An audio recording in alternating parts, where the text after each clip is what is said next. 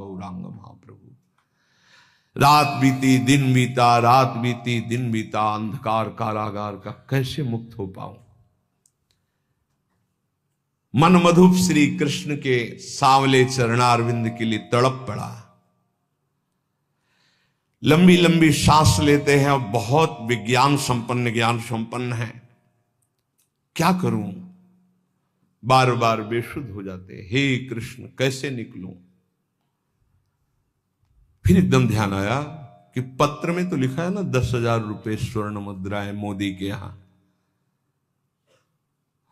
ये उपाय काम कर सकता है। ये स्वर्ण मुद्राओं की ठोकरें मार करके कारावास से निकला जा सकता है। उन्होंने एक जो कर्मचारी थे उसको बुलाया और कहा, तू जानता मैं कौन हूं। हाँ सरकार, राजमंत्री यहां के। तो तू भी ये जानता है कि मैं क्यों यहां बंदी बनाया गया हूं। हाँ सरकार, ये तो सुना है कि तुम्हारा भजन में मन लगने लगा है, इसलिए राजकाज नहीं करते हो, इसलिए बंदी बना दिए। हाँ ये तो जानते हो ना मैं कोई अपराधी नहीं हूं। हाँ हाँ, ये जानते हो कि भजन करना अच्छा होता है कि बुरा। अरे भजन करना भगवान का तो बड़े भाग्य से होता है। मैं अपनी नौकरी, ये राजमंत्री पद, ये सब इसीलिए छोड़ा। क्या तुम मेरा सहयोग कर सकते हो। कोई हमने अपराध तो किया नहीं। तो उनका, आपको छुड़ाने के लिए मैं अपनी नौकरी छोड़ दूंगा, गायब हो जाऊंगा, कोई मुझे पता नहीं पाएगा, मैं आपको छुड़वा सकता हूं। तो उनका, नौकरी तुम छोड़ोगे तो तुमको स्वर्ण मुद्राएं जमा दे देंगे, परिवार सहित खाते रहना। बोले हाँ, कोई आप अपराधी थोड़ी, मैं जानता हूं, मैं नौकरी छोड़ दूंगा, आपको इधर भगाऊंगा, इधर मैं भाग जाऊंगा और रुपये लेकर चल। श्री कृष्ण मति देते हैं। भजन करना इतना महान कार्य है, मैं तो कर नहीं सकता, आपका सहयोग करूंगा। सनातन जी ने जे भी स्वर्ण मुद्रा का नाम लिया तो और श्रद्धा प्रबल हो गई कि इतने तो भेंट नहीं मिलती, आजीवन के लिए खूब हो गया। अच्छा, तो तुम भजन करने वाले की मदद करना चाहते हो, जो जेल का प्रधान कर्मचारी, उसने कहा मदद क्या, मैं प्राण दे सकता हूं, इससे बड़ा कोई काम नहीं है, मुझे जेल खाने से निकालने का सहयोग करो। बिल्कुल, इस समय रात्रि का समय है और मेरा ही इस समय कब्जा है, थोड़ी देर रुको, मैं अभी चेक करके आ रहा हूं। लौट के आया, बोले जो मैं करने जा रहा हूं, अगर बादशाह को पकड़ में मैं आ गया तो जिंदा मुझे चिरवा देगा, क्योंकि वो इस अपराध से नहीं, वो आपको खोना पसंद नहीं करेंगे बादशाह। सनातन जी ने कहा, भाई मेरे श्री कृष्ण जैसे हम पे कृपा की, ऐसे तुम पे करेंगे, तुम बिल्कुल पकड़ में नहीं आओगे, तुमने बड़ा उपकार किया। एक आदमी को भेजा, 10,000 स्वर्ण मुद्राएं उसके हाथ में रख। अरे वो तो प्रफुल्लित हो गया स्वर्ण मुद्रा देखकर। और अगर तुम पकड़े जाओगे तो मैं एक पत्र लिखता हूं, ये पत्र दे देना तो तुम्हें कोई दंड नहीं मिलेगा, तुम्हारा काम जाओगे। और हमारी खोज अगर करवाई जाएगी तो आज के बाद ना ये रूप रहेगा, ना ये दृश्य रहेगा, कोई पहचान ही नहीं सकता मुझे, बिल्कुल तुम निर्भय हो जाओ। उसकी बात समझ में आ गई। वैसे चाहे कम समझ में आती, स्वर्ण मुद्रा से ज्यादा समझ में आ गई कि पैसे भी मिल रहे, बात भी बल गई। अब अंधकार की रात्रि है, सब पहरेदार इधर उधर कर दिए गए थे। जेलर भरी आवाज से सावधान बोलता हुआ धीरे से पीछे से उनको निकालते हुए आए। वो महाप्रभु का चिंतन करते हुए कि वाह प्रभु वाह, एक बार निकले दोबारा फंदे में नहीं आएंगे। अब वो रुपए की गर्मी, गौड़ देश का जो जेलर था, उसने कहा तुम चिंता मत करो, आराम से चलो, इस समय मैं साथ हूं। धीरे धीरे सनातन जी की कोठरी से, जेल से होते हुए निकाल करके श्रीमान नौका की भी व्यवस्था कर दी है। सनातन जी ने कहा, भाई ये उपकार मैं आपका कभी भूलूंगा नहीं। ईशान नाम का सेवक सनातन जी का बहुत पक्का सेवक था, उसको बुलवाया, वो जल्दी से आया। संकेत में कहा कि एक फटे पुराने कपड़ों की जल्दी से मुझे आवश्यकता है। सब वो जो जेल के कपड़े थे हटाए, फटे पुराने कपड़े से तन को ढका और फांसी घर के दरवाजे से वहां से उनको सनातन जी को गंगा तट पर लाए। नाव पहले से उसने व्यवस्था कर दी थी, नाव में बैठे अंतिम बार राजधानी को प्रणाम किया और श्री कृष्ण अनुराग में गंगा पार हो गए। सनातन जी ने जब नाव पर बैठे तो जेल के दरोगा को कहा, श्री कृष्ण कृपा तुम्हारा उद्धार ही कर देगी, इस बात से कभी नहीं डरना, तुम्हें कोई दंड नहीं मिलेगा और ये अर्थ कुल परंपरागत बढ़ता रहेगा, क्योंकि मुझे श्री कृष्ण की तरफ बढ़ने में तुमने सहयोग किया। जाओ निश्चिंत हो, तुम भी भाग जाना, क्योंकि अब तो फंस जाएगा अगर कभी। उसने कृतज्ञता से देखा और कहा, मैं निहाल हूं। जेलर ने प्रणाम किया, वापस आया। जेलर लौट करके जेल में नहीं गया, मुद्रा लेकर गायब हो गया। सनातन जी राजपद को छोड़ करके झारखंड के रास्ते से जहां काटे ऐसे मार्गों से कि कहीं किसी को पता न चले, पर उत्साह है श्री कृष्ण मिलन का, तो ना कांटा गड़ रहा है न पत्थर कंकड़ कुछ लग रहा है, बस बार बार रुदन करते, हा कृष्ण चैतन्य, हा गौरांग महाप्रभु, कैसे मिलोगे। अब वो जो ईशान नाम का सेवक था वो तो बहुत ही घायल हो चुका था, कांटे कंकड़ पत्थर। पहाड़ के उस पार एक डाकुओं का सरदार रहता था, उसके पास ज्योतिषी था।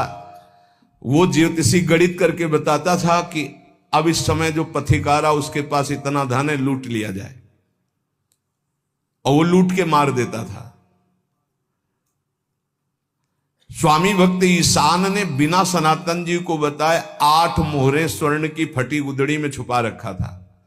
ज्योतिषी ने बता दिया कि ये जो अब आ रहे हैं इनके पास 8 स्वर्ण मुद्राएं हैं, वो मार डालता था। तो बड़ी विपत्ति होती भगवान के मार्ग में चलने में। संपत्ति तो प्रभु मिलते हैं और विपत्ति तो यहां कदम कदम पर स्वागत के लिए होती है, इसीलिए सब डर जाते हैं। डरो नहीं, वो विपत्ति ऐसी आनंददायक होती जो संपत्ति विपत्ति है प्रभु से विमुख होने पर। और सम्मुख सुरते ही सरदार तैयार हो गया अस्त्र शस्त्र लेकर के। अब सनातन जी जब उधर आए,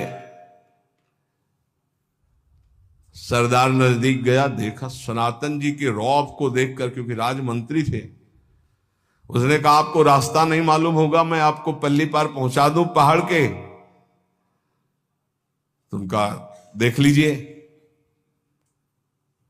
सनातन जी बहुत ही प्रवीण थे, तो उन्होंने उसकी तरफ दृष्टि मिलाई और कहा, अच्छा ये विनम्र क्यों हो रहा है, मुझे समझ में आ गया। ईशान से कहा, क्यों तुम्हारे पास कुछ है क्या? तो उन्होंने कहा कि हाँ साहब, ये कुछ 8 स्वर्ण मुद्राएं चुरा लाया था अपने घर से, आपको इसलिए नहीं बताया कि आपकी खर्चा में आएगी। तो उन्होंने कहा ये इसीलिए, देव स्वर्ण मुद्राएं दी, ये ली। अपनी भागवतिक दृष्टि से देखते हुए सनातन जी ने कहा, आपको यही चाहिए था ना, आप ये लीजिए और जाइए। तो उसने कहा अभी